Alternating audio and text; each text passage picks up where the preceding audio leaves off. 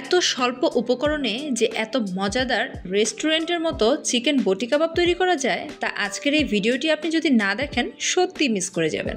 আর এটা স্বাদের কথা সেটা তো আপনাদের উপরেই ছেড়ে দিলাম।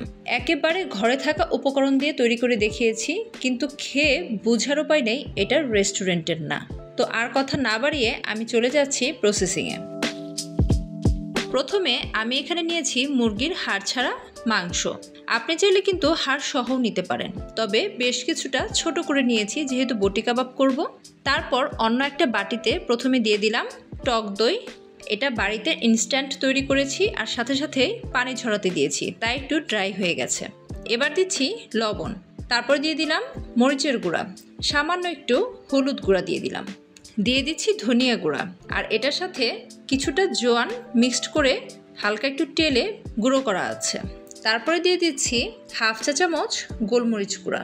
আর আমার কাছে লেবুর ছিল না, তাই আমি এখানে সিরকা ব্যবহার করেছি। আপনি চাইলে কিন্তু লেবুর রসটা ব্যবহার করতে পারেন। 1 টেবিল চামচ পরিমাণ দিয়ে দিলাম সরিষার তেল। এবার এগুলোকে হাতের সাহায্যে খুব ভালো করে মিশিয়ে নিচ্ছি। তারপর দিয়ে দিলাম চিকেনগুলো। ও হ্যাঁ, আমি এখানে আদা রসুন দিতে ভুলে গিয়েছিলাম। এবার আদা রসুনগুলো দিয়ে আবার একটুক্ষণ মাখিয়ে এটাকে রেখে দিব নর্মাল ফ্রিজে 1 ঘন্টার জন্য রেস্টে। আপনি চাইলে কিন্তু হাতে সময় বেশি থাকলে সারা রাতের জন্য এটা ম্যারিনেট করে রাখতে পারেন। 1 ঘন্টা পরে আমি একটা কড়াই গরম করে নিয়েছি আর তাতে এই ম্যারিনেশনটাকে ঢেলে দিচ্ছি। যেহেতু আমি এখানে সরিষার তেল ব্যবহার করেছি তাই আর তেল দেইনি। অল্প আঁচে কিছুক্ষণ ঢেকে রাখলে এটা থেকে যে পানিটা বের হবে তাতেই মাংস সেদ্ধ হয়ে যাবে। এক্সট্রা কোনো পানি দেবার প্রয়োজন নেই। পানিটা পুরোপুরি শুকিয়ে গেছে, আমার মাংসটাও সেদ্ধ হয়ে গেছে। এবার এটাকে কিছুক্ষণ ভেজে নিব। মশলাগুলো মাংসের গায়ে গায়ে লেগে গেলে তারপর এগুলোকে একটু সাইড করে রাখছি। এবার দিয়ে দিচ্ছি পেঁয়াজ কুচি আর সাথে আছে কাঁচামরিচ কুচি। আর পেঁয়াজটাকে চেষ্টা করবেন এভাবে কুচি করতে, কারণ রেস্টুরেন্টগুলোতে এভাবে একটু মোটা এবং বড় বড় করেই কাটে। আর এ পর্যায়ে দিয়ে দিচ্ছি সামান্য পরিমাণ সরিষার তেল।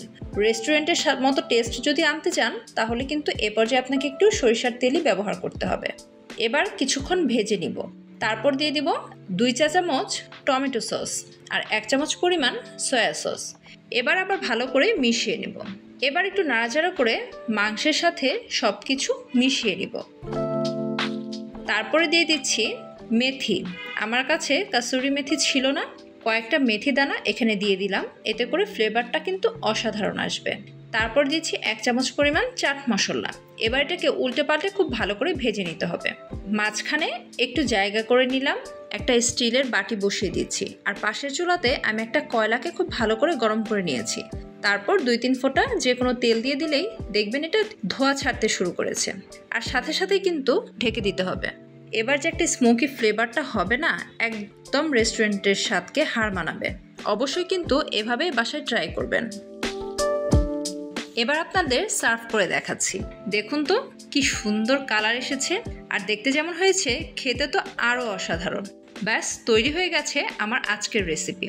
কেমন লাগলো জানাবেন কিন্তু, আর অবশ্যই বাসায় ট্রাই করবেন। ও হ্যাঁ, আর আমার চ্যানেলটা কিন্তু সাবস্ক্রাইব করতে ভুলবেন না।